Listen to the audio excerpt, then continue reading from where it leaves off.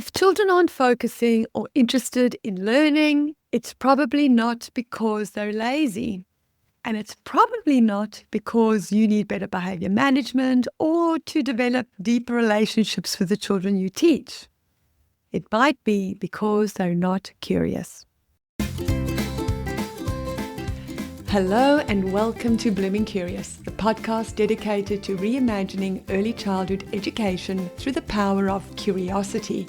I'm Edwina, your host, and here to explore the strategies that inspire a lifelong love for learning in children.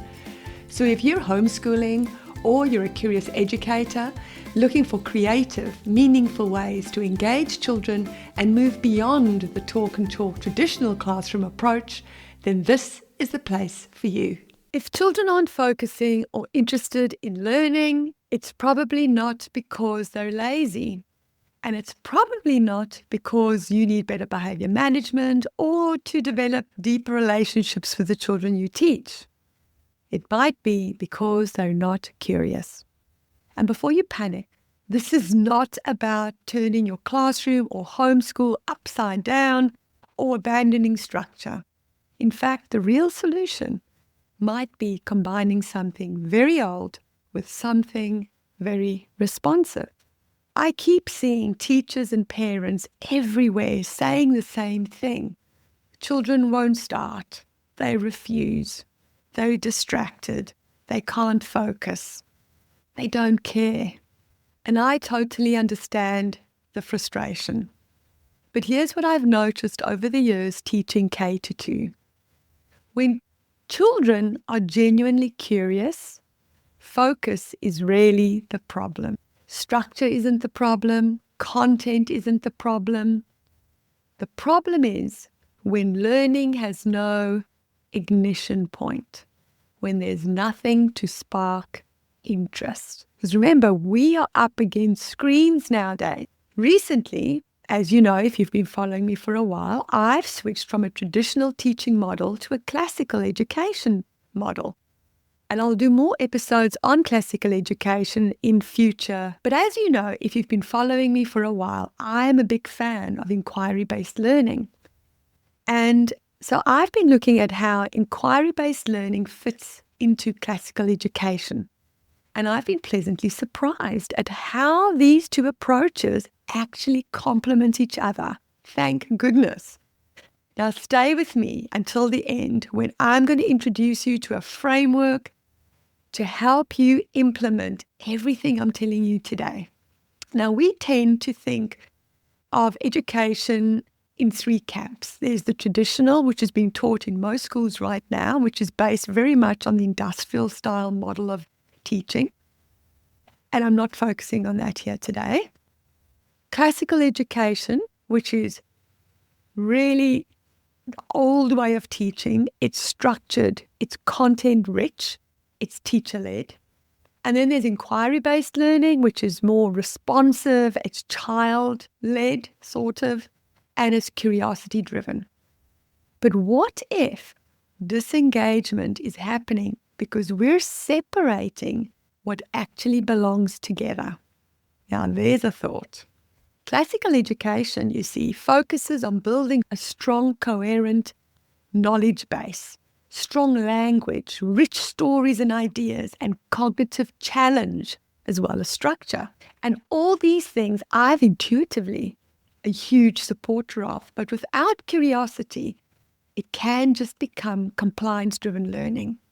On the other hand, inquiry-based learning gives you ownership or gives children ownership. How gets that questioning going, which is also very much part of classical education. There's also the component of investigation. There's a lot of energy and engagement with inquiry-based learning, which of course is why I like to use it, because that's the kind of way I roll. But without structure, inquiry can also become scattered and chaotic. But inquiry-based learning and classical education is actually a very powerful combination. Classical gives children content and knowledge that's worth knowing. Inquiry gives them a reason to care. And when you combine content with genuine investigation, curiosity ignites. And when curiosity ignites, focus follows. So here are 6 steps that you can implement right away to get your students more focused and curious. Number 1 is start with rich content, not just activities. Instead of reading or lecturing and then following that with a worksheet, try reading a vivid, powerful picture book or a story, or bring in a real object or a beautiful image or a question tied to the narrative. Give them something worth wondering about. Number 2 is ask before you tell.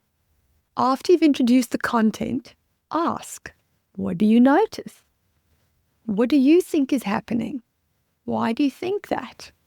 This tiny little shift activates ownership. Number 3 is teach explicitly after the curiosity is sparked. This is where classical structure shines. After discussion, you teach the vocabulary explicitly. You model the writing explicitly. You build a sentence together. You practice the skills. So what happens is that curiosity opens the door and structure builds the skill. And number 4 is make your tasks short, clear, and purposeful. Because young children disengage when work feels disconnected, or when it feels endless, or when they don't understand the point. So instead, tie your task directly back to the question that you explored. You might say something like, we're writing this because we're trying to explain what we discovered. Now, the work suddenly has meaning. Number 5 is protect the cognitive load. Young children cannot focus for long periods without mental breaks. Your structure might look like 10 minutes of deep learning and focus. Then you have a movement break, then you can do some reflection, and then you repeat the process. And this prevents that refusal spiral. And number 6 is make narration a habit. And this is a powerful strategy that I've just recently learned from the classical tradition and Charlotte Mason. This is when you have children retell what they have just heard you read or what they've just heard you teach. You let them explain it or teach it back in their own words. Narration is a powerful strategy that simultaneously builds memory and focus.